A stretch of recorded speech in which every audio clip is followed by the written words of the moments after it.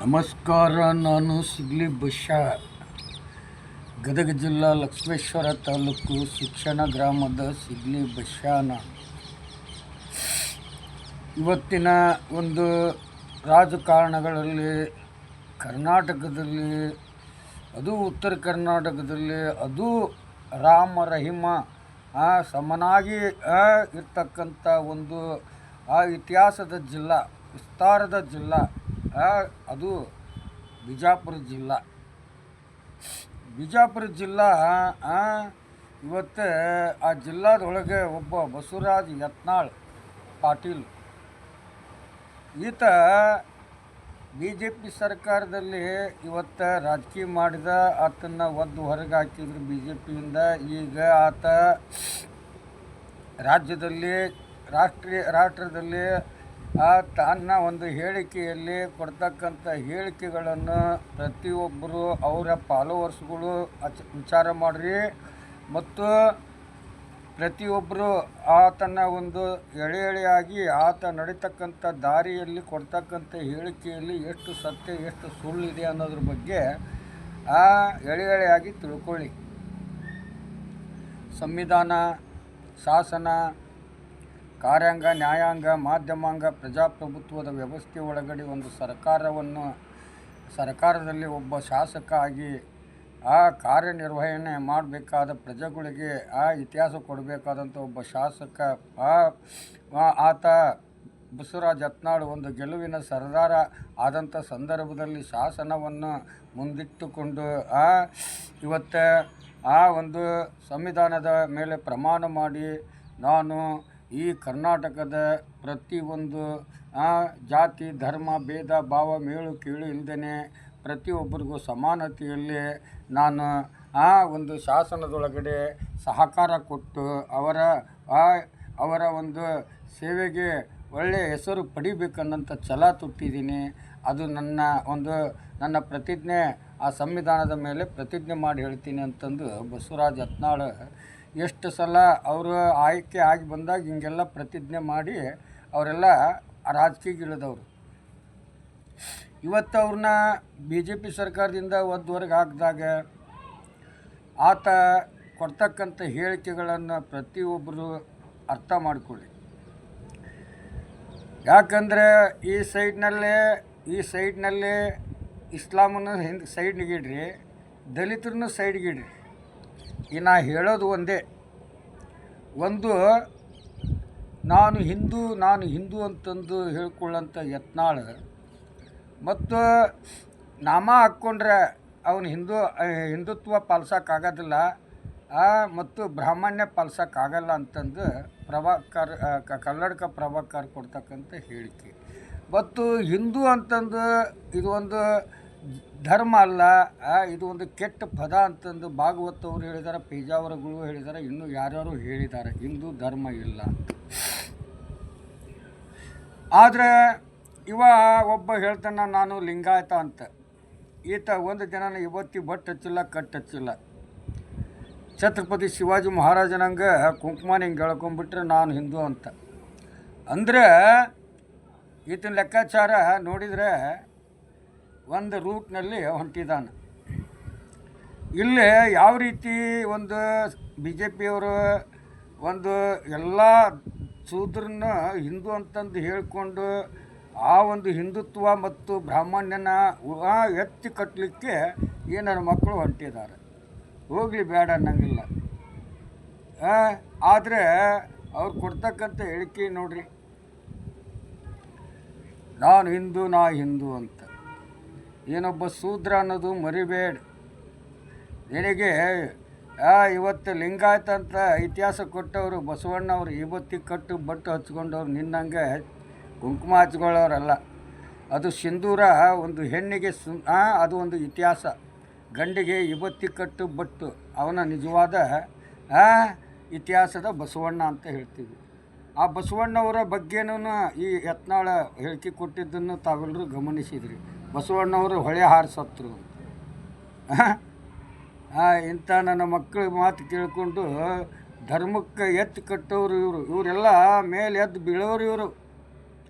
ಇಂಥವ್ರಿಗೆಲ್ಲ ನಾವೆಲ್ಲ ನೋಡಿಲೆ ನೀವು ಒಂದು 10 ಮಂದಿ ಪುಡಾರಿಗಳು ಅವನು ಹಿಂದೆ ಹೋಗಿ ಇವತ್ತು ಹಿಂದುತ್ವ ಈ ಎಲ್ಲ ಜಾತಿಗಳಿಗೂ ಅವಮಾನ ಮಾಡೋಂಥ ವ್ಯವಸ್ಥೆ ನಿಮ್ಮಿಂದ ಆಗುತ್ತೆ.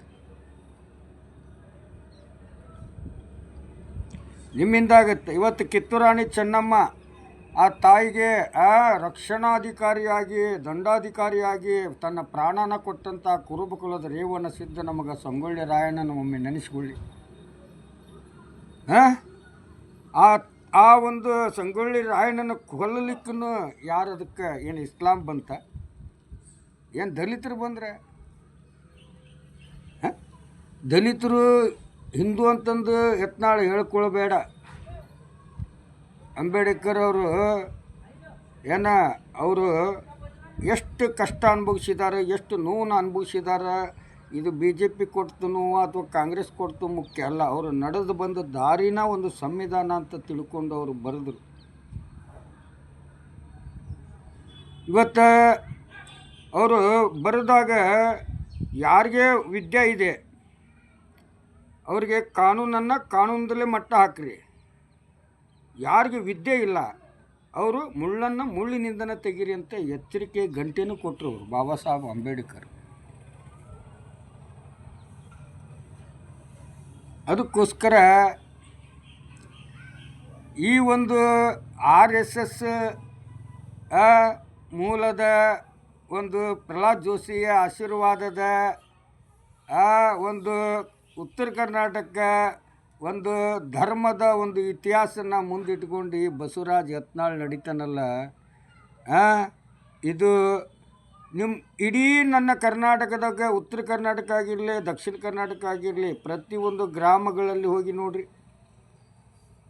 10 ಮನೆ ಇಸ್ಲಾಂ ಮನೆ ಇದ್ದರೆ 90 ಮನೆ ಹಿಂದೂಗಳ ಮನೆ ಅದಾವು ಅಂತ ಎಲ್ಲರೂ ಹೇಳ್ತಾರೆ. ನನಗಂತೂ ಗೊತ್ತಿಲ್ಲ. ನನ್ನ ಸ್ಕೂಲ್ ಸರ್ಟಿಫಿಕೇಟ್ ನಾನು ನೋಡಿದಾಗ ಗೊತ್ತಾಯ್ತು. ಬಸವರಾಜ ನಿಂಗಪ್ಪ ಬೆಲಗಜ್ಜರಿ ವೀರಶೈವ ಹಿಂದೂ ಲಿಂಗವಂತ. ಇದು ಎಲ್ಲಿ ಬಂತು ಹಿಂದೂ ಅಂತ ನನಗೆ ಆಶ್ಚರ್ಯ ಆಯ್ತು. ನೋಡಿ ಎಲ್ಲೆಲ್ಲಿ ಹೊಕ್ಕಿತ್ತಿದ್ದು ಈ ಇತಿಹಾಸ ಎಲ್ಲೆಲ್ಲಿ ಬಂದೈತೆ ಅಂದರೆ ನಾವು ವೀರಶೈವ ಲಿಂಗಾಯತ ಅಂತ ಒಪ್ಕೋಬೋದು. ಆದರೆ ಇಲ್ಲಿ ಹಿಂದೂ ಹೆಂಗೆ ಬಂತು ನನಗೆ ಆಶ್ಚರ್ಯ ಆಗ್ತೈತಿ. ಈಗೂ ಇವರೆಲ್ಲ ಹಿಂದೂ ಹಿಂದೂ ಹಿಂದೂ ಅನ್ಕೊಂತ ಬಂದುಬಿಡ್ತಾರೆ. ನಾವು ಹಾಗೆ ಹಿಂದೂ ಹಿಂದೂ ಹಿಂದೂ ಅನ್ಕೊಂತ ಹೊಂಟುಬಿಟ್ಟಿವಿ. ಅರ್ಥ ಮಾಡಿಕೊಳ್ಳಿ. ಕಂಬಾರ ಇವೆಲ್ಲ ಜಾತಿಗಳು ಹುಟ್ಟಿದ್ವು ಹೆಂಗಂತಂದು ನಾನು ಹೇಳಬೇಕಾ? ಯಾರು ಒಬ್ಬ ವ್ಯಕ್ತಿ ತಲೆಯಲ್ಲೇ ಏನು ನೋಡಬೇಕು, ಏನು ಮಾಡಬೇಕು, ಏನು ಇದನ್ನು ಬಿಟ್ಟು ಹೋಗ್ಬೇಕು ಅನ್ನೋಂಥ ಜ್ಞಾನದಲ್ಲಿ ಅವರು ಒಬ್ಬ ಕುಂಬಾರ ಗಡಿಗೆ ಮಾಡಿದ. ಅವ ಕುಂಬಾರ ಆದ. ಇವ ಕೆತ್ತಾಕತ್ತಿದ್ದ ಅವ ಬಡಿಗಾರ ಆದ. ಅವನು ಹಣ್ಯಾಕತ್ತಿದ್ದ ಕಂಬಾರ ಆದ. ಅವ ಬೆಳ್ಯಾಕತ್ತಿದ್ದ ಸುಣಗಾರ ಆದ. ಅವ ಕ್ಷೌರಿಕ ಮಾಡಿದ ಕ್ಷೌರಿಕನಾದ. ಆತ ಮೈಲಿಗಿದ್ದನ್ನ ಮಡಿ ಮಾಡಿದ ಮಡವಾಳ ಆದ.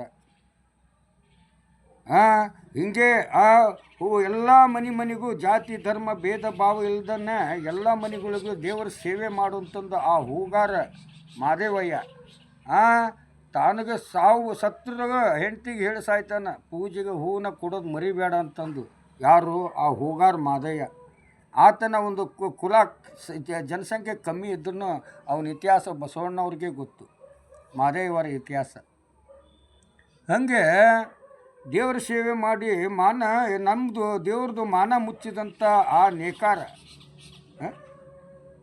ಇವತ್ತು ಬಸವಣ್ಣ ಬಿದ್ದವ್ರನ್ನ ಎತ್ತಿಡಂಥ ಬಸವಣ್ಣನಿಗೆ ಇತಿಹಾಸ ಕೊಟ್ಟಂಥ ಆ ಬಡಿಗಾರ.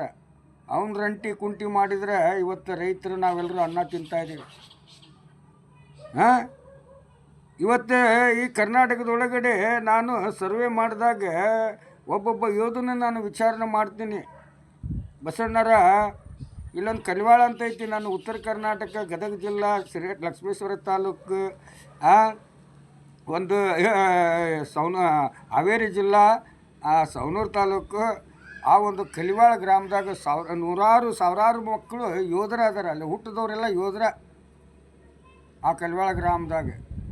ಆದರೆ ಆ ಕಲಿವಾಳ ಗ್ರಾಮದಾಗ ಹುಟ್ಟಿದವರೆಲ್ಲ ಯೋಧರಾಗಿ ಅಲ್ಲಿ ಯುದ್ಧದಲ್ಲಿ ಮರಣ ಹೊಂದಿದವರು ಇತಿಹಾಸ ಎಲ್ಲಿ ಯಾರ್ದು ಇಲ್ಲ.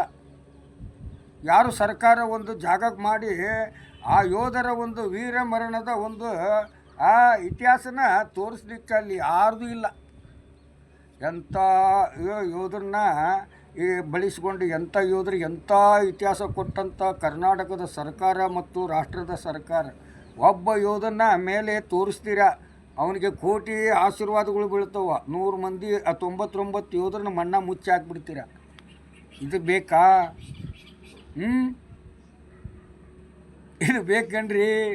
ಅದಕ್ಕೆ ನಾನು ಕೇಳ್ತೀನಿ ಸುಪ್ರೀಂಗೆ, ಧೈರ್ಯವಾಗಿ ಕೇಳ್ತೀನಿ, ಟೇಬಲ್ ಬಡ್ದು ವಾದ ಮಾಡ್ತೀನಿ. ನನಗೆ ಹಕ್ಕಿದೆ, ನನಗೆ ವಾಕ್ ಸ್ವಾತಂತ್ರ್ಯ ಇದೆ, ನನ್ನೆಲ್ಲ ಆರ್ಗ್ಯುಮೆಂಟ್ ಇದೆ, ನನಗೆ ನ್ಯಾಯ ಬೇಕಾಗಿದೆ, ನನ್ನ ದೇಶಕ್ಕೆ ನ್ಯಾಯ ಬೇಕಾಗಿದೆ, ಜನರು ನನ್ನ ಪ್ರಜಾಪ್ರಭುತ್ವಕ್ಕೆ ನ್ಯಾಯ ಬೇಕಾಗಿದೆ ಅಂತ ನಾನು ಸುಪ್ರೀಂಗೂ ತಟ್ಟಿ ಕೇಳ್ತೀನಿ. ಇಷ್ಟು ಒಂದು ಪ್ರಕರಣ 302 ಆಗಿರಲಿ, 304 ಆಗಿರಲಿ, 306 ಆಗಿರಲಿ, 377 ಆಗಿರಲಿ, 376 ಆಗಿರಲಿ, 394 ಆಗಿರಲಿ, 395 ಆಗಿರಲಿ, ಇಂಥ ಒಂದೊಂದು ಪ್ರಕರಣಗಳು ಹಂಗೇ ಎಳಿ ಆಗಿ 511 ಕ್ರಿಮಿನಲ್ಗಳು ಏನಿದಾವಲ್ಲ, ಈ ಒಂದು ಪ್ರಕರಣದಲ್ಲಿ ಒಂದು ಪ್ರಕರಣಕ್ಕೆ 50-60 ಸಾಕ್ಷಿಗೆ ಶಿಕ್ಷೆಗಿಂತ ಜಾಸ್ತಿ ದಿನ ಜೈಲಿನಾಗ ಇಡ್ತೀರಿ.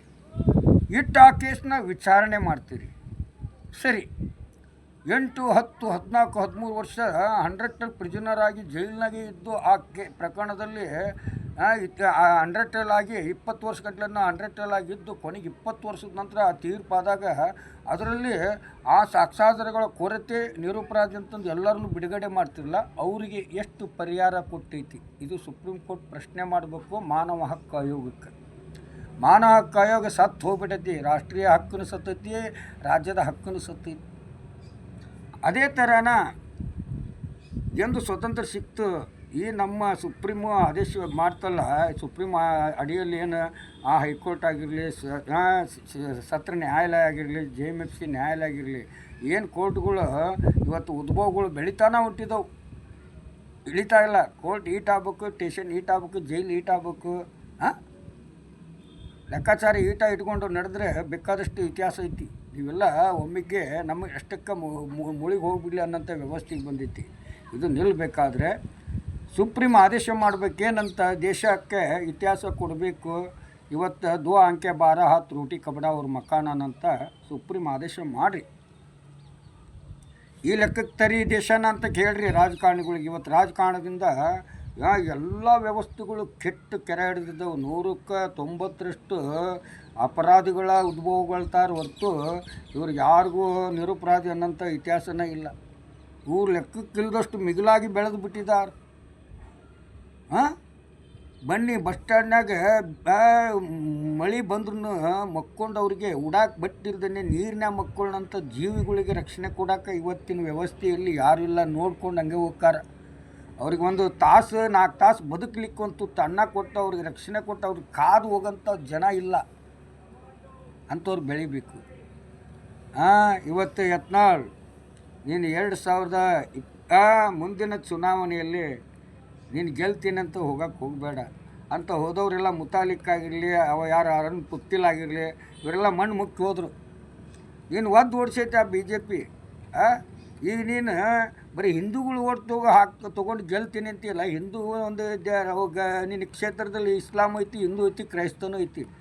ಅವ್ರಿಗೆ ನೀನು ಹಿಂದೂಗಳಿಗೆ ಅಷ್ಟೇ ಅನುದಾನ ಕೊಡ್ತೈತೆ ಸರ್ಕಾರ, ಅವ್ರಿಗೂ ಕೊಡ್ತೈತಿ. ಅವ್ರಿಗೂ ನೀನು ಕಾಲು ಬಿದ್ದ ಕೊಡಬೇಕು, ಇಲ್ಲ ಒದ್ದು ಕೇಳ್ತಾರೆ. ಇವೆಲ್ಲ ಅರ್ಥ ಮಾಡ್ಕೊ. ಮುಂದಿನ ಭಾಗದಲ್ಲಿ ನಿನಗೆ ಉತ್ತರ ಕೊಡ್ತೀನಿ. ನಾನು ಒಬ್ಬ ವೀರಶೈವ ಹಿಂದೂ ಲಿಂಗವಂತ ಜನನ. ಈಗ ಇಸ್ಲಾಂದಲ್ಲಿ ಮರಣ. ಯಾಕಂದ್ರೆ ಹುಟ್ಟಿದ್ರೆ ಹಿಂದೂದಲ್ಲಿ ಹುಟ್ಟಬೇಕಂತಂದು ನಮ್ಮ ಅಮ್ಮ ಹೇಳ್ತಿದ್ಲು. ಇಸ್ಲಾಂದಲ್ಲಿ ಸಾಯ್ಬೇಕಂತ ಹೇಳಿದ್ಲು. ಆ ಶಕ್ತಿ ನನಗೆ ತುಂಬೈತಿ. ನಾವು ಒಂದು ಮಾತು ಹೇಳ್ತೀನಿ, ಸುಪ್ರೀಂಗೂ ಕೇಳ್ತೀನಿ, ಪ್ರಧಾನಮಂತ್ರಿಗೂ ಕೇಳ್ತೀನಿ, ರಾಷ್ಟ್ರಪತಿಗೂ ಕೇಳ್ತೀನಿ. ಇವತ್ತು ಬಾಬಾ ಸಾಹೇಬ್ ಅಂಬೇಡ್ಕರ್ ಇತಿಹಾಸ ಕೊಟ್ಟಂಥ ಅವರೇ ಇವತ್ತು ಹಿಂದೂದಿಂದ ಅವರು ಬೌದ್ಧ ಧರ್ಮ ಸ್ವೀಕರಿಸಿದ್ರಲ್ಲ, ಹಾಗೆ ಈ ಸಿಗ್ಲಿ ಬಸ್ಸನ್ನು ಹಿಂದೂದಿಂದ ನಾನು ಇಸ್ಲಾಂನ ಸ್ವೀಕರಿಸಿದ್ದೀನಿ. ಅವ್ರದ್ದೇನಾದರೂ ಅಪರಾಧ ಅನ್ನೋದು ನಿಮ್ಮೆಲ್ಲರ ಮನಸ್ಸಿನಲ್ಲಿ ಇತ್ತಂದರೆ ನಂದು ಅಪರಾಧ ಅಂತ ನೀವು ತಿಳ್ಕೊಬೋದು. ತಪ್ಪಿದ್ರೆ ಕ್ಷಮಿಸಿ. ನಾನು ಕೊಡೋ ಉತ್ತರನೇ ಹೀಗೆ. ನಾನು ಟೇಬಲ್ ಬಡ್ದು ವಾದ ಮಾಡೋನು, ಭಯ ಇಲ್ಲ. ಸಿಗ್ಲಿ ಬಸ್ಸೆ. ಜೈ ಹಿಂದ್, ಜೈ ಕರ್ನಾಟಕ, ಜೈ ಕನ್ನಡ, ಜೈ ಶ್ರೀರಾಮ್, ಜೈ ಭೀಮ್.